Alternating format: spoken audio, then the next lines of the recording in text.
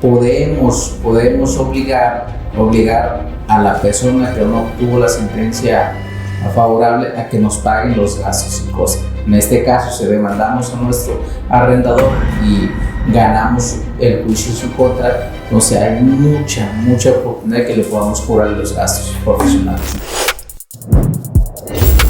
Asertivos, el podcast. Ya, entonces quiere decir que yo como inquilino sí puedo demandar a mi arrendador. Claro que sí puedes demandar a tu arrendador porque hay un contrato de por medio, hay un acuerdo de voluntades. Entonces, y al existir un acuerdo de voluntades, pues obviamente esas tienen que ser cumplimentadas. Ya, licenciado, ha pasado eso, que hay problemas entre el inquilino y el casero, el arrendador.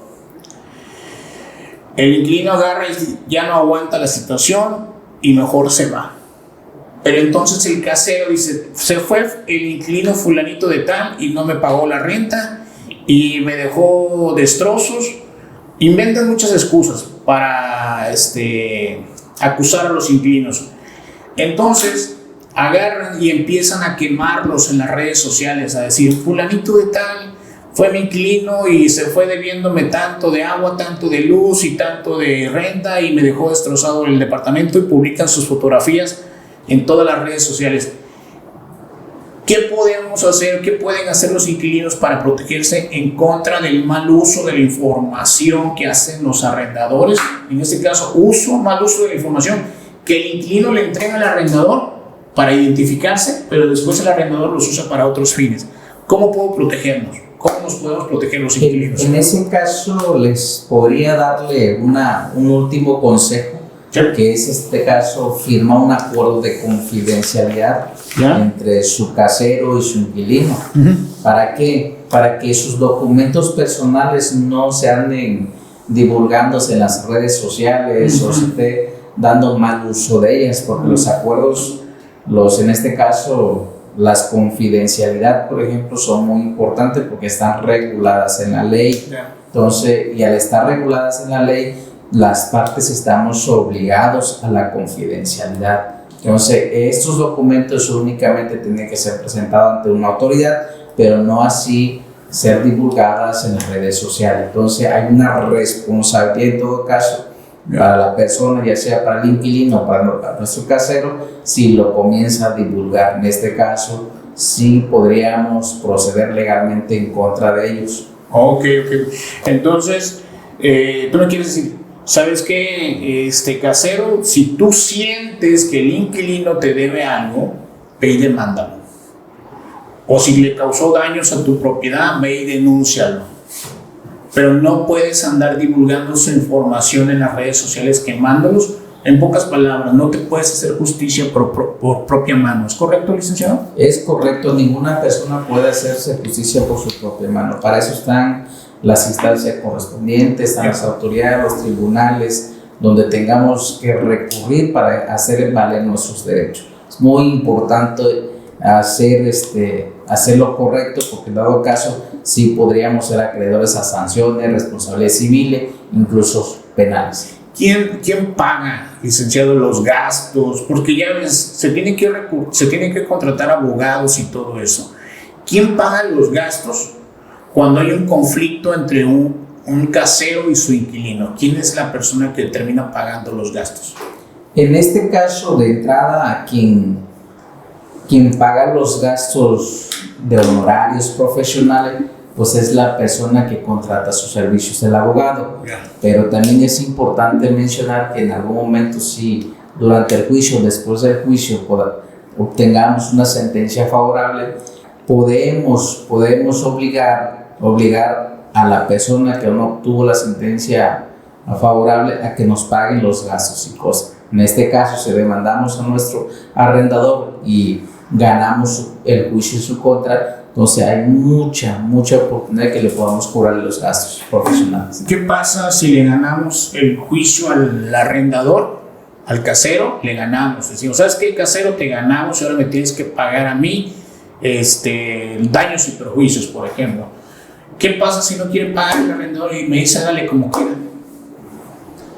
Hay un proceso que se tiene que seguir, obviamente. De alguna u otra manera, nuestro casero nos tendría que pagar.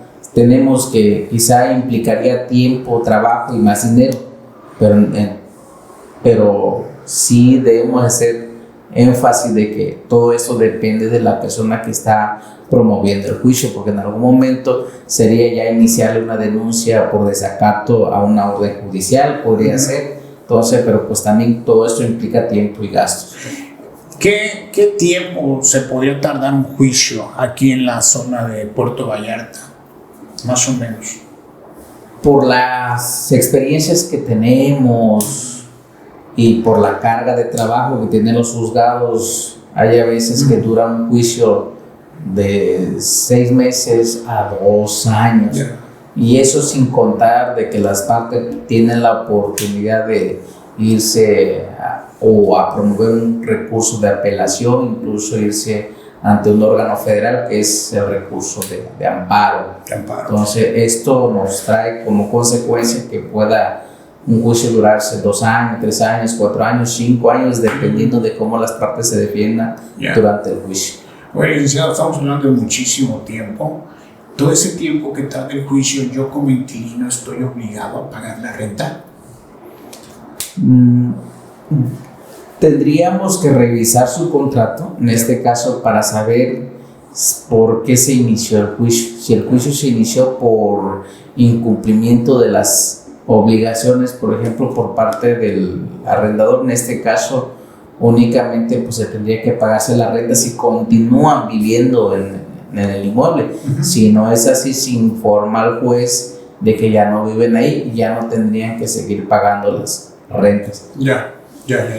Entonces, en un momento dado, al casero no le convendría que nos fuéramos a juicio, porque todo ese tiempo que se lleva el juicio probablemente estaría sin recibir las rentas. Es correcto eso, porque en todo caso no podría entregarlo en arrendamiento mientras exista un juicio de por medio. Ok. ¿Qué otro consejo más nos podrías dar a los inquilinos, licenciado? Porque sí está muy fuerte ese tema del arrendamiento. Otro de los consejos que podemos mencionar es que los pagos de rentas sean depositados a la cuenta bancaria de nuestro casero, de nuestro arrendador. En este caso debemos asegurarnos que esta persona sea efectivamente la dueña de la propiedad y sea el titular de la cuenta bancaria, para que al menos así podamos en algún momento comprobar que los depósitos a su cuenta fueron por concepto de arrendamiento. No podría nada más decir, ¿sabes qué? Actuar de buena fe. Alguien me dice, yo soy el dueño de la propiedad y hacemos un contrato de arrendamiento. Tengo que asegurarme entonces de que quien me está rentando es el propietario. ¿Cómo me puedo asegurar que él es el propietario? Porque me puede mostrar un recibo de la luz que dice que aparece su nombre, pero ¿es eso suficiente? ¿O cómo me podría demostrar el casero que realmente sí es él el propietario? Como lo comentábamos al principio, debemos requerirles al menos la carátula de la escritura de la propiedad de la persona. Para esto al menos confirmar que la escritura pública que está inscrita en el registro público de la propiedad sea la misma persona que aparece inscrita y sea la misma persona que nos está rentando la propiedad. Entonces es muy importante pedírselo desde un principio para saber que es la persona correcta que nos está rentando, para evitar problemas legales. Voy a regresarme al principio. Mencionaste la importancia del contrato. El contrato, ¿quién lo elabora? Lo elabora, me imagino, el casero. Se supone que el casero es el que debe de elaborar su contrato para entregarse al inquilino, pero en este caso también es muy importante que también el inquilino sea debidamente asesorado por su abogado de confianza, para que las cláusulas de los contratos no sean excesivos, no sean en contra de la moral o de las buenas costumbres, porque incluso hay muchos, por ejemplo, que se le da por poner en sus cláusulas penalizaciones bastante elevadas. Entonces es muy importante en este caso que al menos sea de esa manera para evitar futuros problemas. Ahora, ¿qué pasa si firmamos contrato y el contrato lo hacemos, el contrato, me rentan un departamento para vivir ahí, lo hacemos por un año, y después me dice el casero, ¿sabes qué? Ya no te voy a renovar el contrato. ¿Tengo yo algún derecho, alguna prórroga para poder permanecer en el departamento? Obviamente pagando la renta a tiempo. Sí, claro, por supuesto, en nuestro Código Civil del Estado hay un artículo que ahorita no recuerdo cuál es, pero nos da nuestro derecho de un año más de prórroga cuando los inquilinos se encuentran al corriente de sus pagos de rentas. En este caso sí es obligación del casero de darnos un año más de vivir en esa casa. Entonces no nos puede sacar al fenecerse el contrato de arrendamiento cuando los códigos son muy precisos en señalar que todas aquellas personas que se encuentran al corriente de su renta tienen el derecho de prórroga. ¿Y qué pasa si en el contrato, hay muchas preguntas aquí, pero qué pasa si en el contrato dice que yo renuncio a mi derecho de prórroga? ¿Es válido esa cláusula? Esa cláusula es inconvencional, es inconstitucional, puesto que no lo debemos de poner. Sin embargo, en la práctica esto es muy común. Aún así, nuestro casero no puede hacer valer su derecho haciendo o buscando por otros medios de desalojarnos la propiedad que nos fue entregada mediante un contrato de arrendamiento. Y de toda manera tiene que recurrir ante un órgano jurisdiccional para poder solicitar la terminación del contrato de arrendamiento. De lo contrario, esta sigue vigente, incluso operaría en algún momento la tácita reconducción a favor del inquilino. A ver, son palabras que no entiendo. ¿A qué te refieres con órgano jurisdiccional? O sea, que él no puede sacarme, se venció el contrato y ya va y me saca mis maletas, me saca mis cosas, ¿no lo puede hacer él por propia mano? No, claro que no puede, tiene que acudir ante una autoridad, en este caso ante un juez, para solicitar la terminación del contrato y el desalojo. Entonces no puede actuar por su propia mano, sino que tiene que actuar mediante la autorización de un juez en este caso. Y acabas de comentar que no es rápido eso, ¿verdad? No, sí. No es de que hoy lo pido y el juez deja de comer y va y me atiende y me dice, órale, aquí está la orden de desalojo. No es así, ¿verdad? Claro que no, todo por la carga de trabajo de los órganos profesionales, pues esos procesos son tardados. Ah, ok. Oye, licenciado, fíjate que, ¿qué pasaría? Por ejemplo, hay veces que la situación está difícil, no llega el dinero, cosas así, y por alguna razón nos atrasamos con el pago de la renta. Ese tema, a todos pasa, todos hemos pasado por altas y bajas, vacas flacas, vacas gorditas, y de repente no hay para pagar la renta a tiempo. ¿Qué pasa si tardo, por ejemplo, un mes sin pagar la renta? ¿Puede desalojarme mi casero? ¿Puede desalojarme mi arrendador? No, de ninguna manera puede hacerlo, ya que nuestro Código Civil es muy preciso que para iniciar un juicio de desalojo, en este caso juicio de desocupación, pues nos señala que al menos se adeude 2 meses de renta. Entonces esto quiere decir que podemos deber hasta 2 meses de rentas y al fenecerse 2 meses podemos darlo por cumplidas. Incluso si estamos ya ante un proceso jurisdiccional y antes del desahogo de las pruebas podemos en ese acto exhibir las cantidades que se deudan por concepto de renta y el juicio se termina ahí. Ya. ¿Y me sacan o sigo viviendo en la propiedad? Sí, continúas viviendo, porque de alguna manera te pueden sacar cuando estás al corriente de tus pagos de rentas. Ok. Pues suena muy interesante. Ya sé entonces que si no pago un mes de renta no me pueden sacar a través de los juzgados ni nada de eso. Se tienen que cumplir 2 meses para que me pueda demandar el casero. Y no es de rápido, es un proceso que se tiene que seguir ante un órgano jurisdiccional. ¿Qué es un órgano jurisdiccional, licenciado? Me refiero de un órgano jurisdiccional, en este caso un juzgado, en este caso un juzgado de primera instancia, ya sea civil, familiar. Este es un órgano jurisdiccional. Okay. ¿Dónde se encuentran esos juzgados? Esos juzgados de primera instancia se encuentran actualmente en la Unidad Municipal Administrativa, mejor conocida como la UMA. Entonces, ahí se encuentran, son 5 juzgados y ahí están de lunes a viernes, podemos encontrarlos. Ya, ok. Entonces, ya eso ya le quitaría un gran peso encima a los inquilinos de saber que no van a venir en la madrugada a desalojarlos porque no han pagado un mes de renta, por ejemplo. Es correcto. Ok. Déjame ver qué más tenemos por aquí de las preguntas que nos han hecho. Mencionaste, licenciado, una pregunta sobre la privacidad de la información. Mi casero, ya lo comentaste, pero quiero precisarlo. Mi casero está obligado a proteger la privacidad de mi información personal.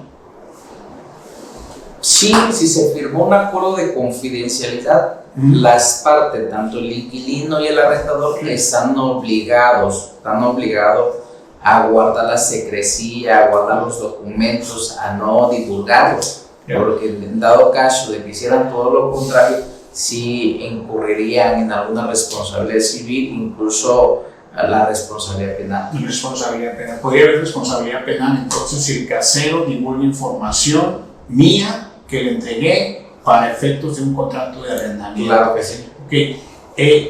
Se ha hablado mucho sobre el tema del aviso de privacidad. ¿Qué es el aviso de privacidad, licenciado? ¿Tienes alguna idea de eso? Porque lo he escuchado. El aviso de privacidad, más que otros documentos, es un documento mediante el cual las partes les entregan ciertos documentos a la otra parte para efectos de guardarlo, de darles, de conservarlo en su poder mientras exista acuerdos de voluntades entre las partes. Maravilloso, licenciado. Oye, licenciado, hay ocasiones, Puerto Vallarta es una zona turística, es una zona muy bonita, donde las rentas han estado subiendo constantemente, subiendo. Pues hay mucho visitante extranjero, pagan en dólares, es mucho más fácil para ellos pagar rentas caras. Bueno, ¿a qué voy con esto? En algunas ocasiones tenemos que apoyarnos con intermediarios para que tenemos que apoyarnos con intermediarios o son intermediarios los que representan a los propietarios para rentar las propiedades. Realmente hay ocasiones en que no vemos a los propietarios porque todo lo hacen a través de sus intermediarios. ¿Cómo podríamos nosotros protegernos, los inquilinos? ¿Cómo podríamos? Cuando es un intermediario que está representando al propietario. Hay muchas personas que actúan, como usted lo acaba de comentar, como intermediario. En ese caso, como consejo, sí le podría yo comentar que sería bueno requerirles a la persona, al intermediario, un documento simple de autorización por parte de quien resulte ser el dueño de la propiedad rentada. También es muy importante señalar que también se han celebrado poderes notariales ante la notaría. Esos sí son válidos para poder representar a los propietarios. Entonces, si en dado caso nos llegan a presentar y facilitar copia simple del poder notarial, entonces es suficiente para poder representar al quien resulte ser el legítimo propietario. Ok, porque puede ser que venga Pedrito y me dice que él es el intermediario del propietario de la casa y después resulta que el propietario de la casa ni siquiera conoce a Pedrito. Pedrito quién sabe cómo consiguió las llaves. Yo ya estoy dentro de la propiedad y metido en un problemón legal porque el propietario ya me quiere sacar, porque él no me reconoce como inquilino. Entonces, sí es importante también identificar a los intermediarios. Claro, por supuesto, requerir sus debidas documentaciones como sus INES, recibos de domicilios, por ejemplo, como el agua, la luz eléctrica, sobre todo pues documento con la que ostenta como administrador del propietario del inmueble. Maravilloso. ¿Y qué pasa si el intermediario quiere recibirme el dinero? Que me diga, dame el dinero a mí. Yo le digo, no, pues sabes que le tengo que depositar a la cuenta del propietario. ¿Qué puedo hacer en ese caso? Lo más recomendable en este caso pues es que se le deposite a la cuenta bancaria del propietario, y si no, en el recibo simple correspondiente al menos esta persona reciba en representación del propietario el concepto de rentas que le estamos entregando. De alguna otra manera, los recibos que nos firme o los acuerdos verbales pues no tendrían validez alguna y sería muy difícil demostrarlos en juicio. Ya. Pues, híjole, hay mucha información muy valiosa, nos has aclarado varias dudas, licenciado, nos has dado una visión más amplia, nos podemos ver mejor cuáles son los derechos de los inquilinos, qué podemos hacer los inquilinos para protegernos, y qué pasa si el arrendador, el casero, el propietario pues no cumple con sus obligaciones, porque él también tiene obligaciones. Y te agradecemos muchísimo tu visita, que nos hayas acompañado, que hayas tenido esta amabilidad de aclararnos todas las dudas que tenemos. Van a surgir más dudas. Yo invito a las personas que están escuchando esta charla, esta plática, esta consulta que te estamos haciendo, abogado, para que si tienen preguntas, tienen dudas, se sientan libres, hagan las preguntas que tengan. Y pienso, licenciado, ¿estás dispuesto a contestar las preguntas que nos hagan? Por supuesto, hay que revisar a ver si existen algunas preguntas y con mucho gusto se las respondemos.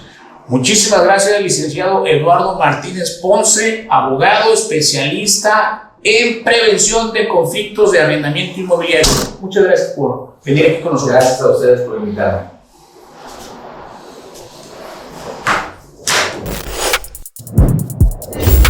Asertivos, el podcast.